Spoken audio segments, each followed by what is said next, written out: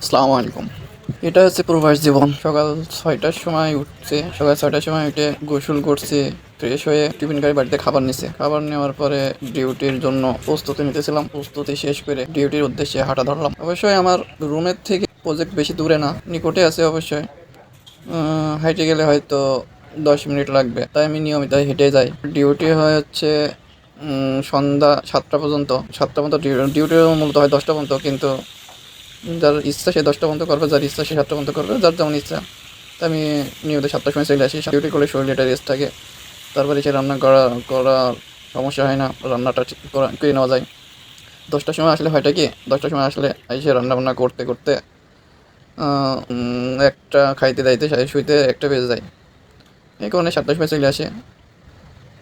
আমি যেহেতু রান্না করতেছি, আমরা খাই একসঙ্গে ৩ জন। আমি, আমার এক মামা আর আমার ভাইয়া, এই ৩ জন একসাথে খাই। ওই ২ জন ভাইয়া আর মামা ১০টার সময় আসে, যেহেতু সেহেতু আমি আগে চলে আসি। এসে আমি রান্নাটা সারিয়ে ফেলি। ওনারা শুধু এসে গোসল করে খাই দেয়ে ঘুমায় পড়বে। বাড়িতে একটু কথা বলে হয়তো কথা বলবে। এই হচ্ছে প্রবাসীদের জীবন। প্রবাসীরা বেশি টেনশন করে পারিবারিক কারণে। দেখবেন অধিকাংশ প্রবাসীরা স্ট্রোকে মারা যায়। কারণ কি জানেন? যখন দেখবেন যে পরিবার থেকে বেশি চাপ দেয় কোনো কারণবশত, এসব কারণে প্রবাসীরা বেশি স্ট্রোকে মারা যায়। এত কষ্ট করার পরেও যদি পরিবার এত চাপ দিয়ে রাখে, চাপের মুখে রাখে, যে ছেলে কোনোদিন রান্না করতে জানে না, যে ছেলে কোনদিন চুলার উপর যায়নি, গ্যাসের চুলা কীভাবে লাইন দিতে সেটাও জানতো না, সে ছেলে এখন রান্না করে খাইতেছে। এটাকে প্রবাস জীবন।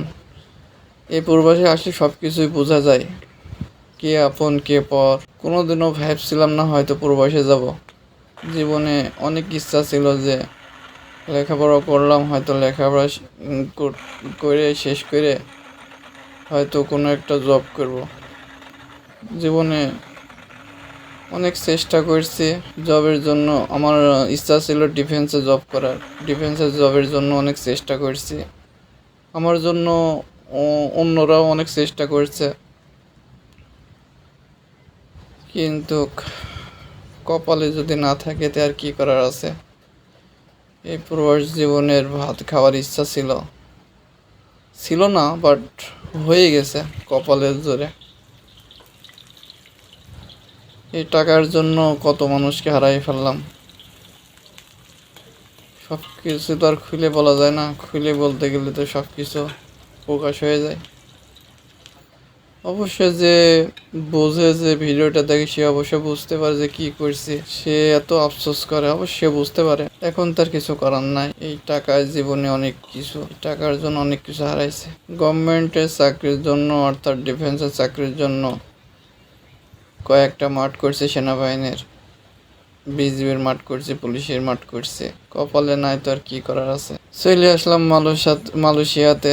প্রবাসীদের সঙ্গে মিলে তুলে থাকি, এই তো একেই জীবন বলে। এই আছে জীবন। প্রবাসী জীবনটা অনেক কষ্ট, যে কষ্ট বলে শেষ করা যায় না। সকালে ঘুমের থেকে উঠলে পরিবারের কথা মনে হয়। আর অন্য কোনো প্রবাসীদের কী মনে হয় সেটা জানি না, আমার মনে হয় পরিবারের কথা, গ্রামের কথা, দেশের কথা অনেক মিস করি, অনেক অনুভব করে। যাকে হারাইছে তাকে অনেক অনুভব করি। সেটা তো আর ফিরে পাওয়ার নয়। কলেজ জীবন, স্কুল জীবনটা অনেক মিস করি। এই প্রবাসটা অনেক কষ্টের জায়গা। তো আচ্ছা, সকলে ভালো থাকবেন। আসসালামু আলাইকুম।